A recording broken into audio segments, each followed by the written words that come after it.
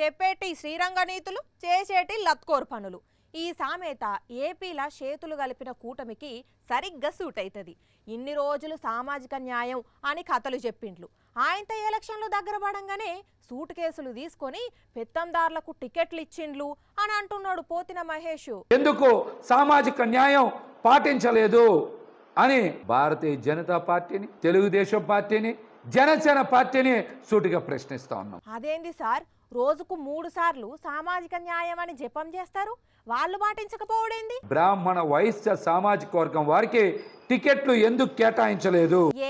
వాళ్లకు టికెట్లు ఎందుకు అనుకున్నారేమో. డబ్బున్నోళ్ళకి, పెత్తందారులకి టికెట్లు ఇవ్వడమా సామాజిక న్యాయం అంటే? అంతే కదా, వాళ్ళు సూట్ కేసులు తీసుకొని టికెట్ ఇచ్చిండ్లని అందరు అనుకుంటున్నారు కదా. ఈ అంశాల మీద కూటమి నాయకులు సమాధానం చెప్పాలి. వాళ్ళేం చెప్పరు.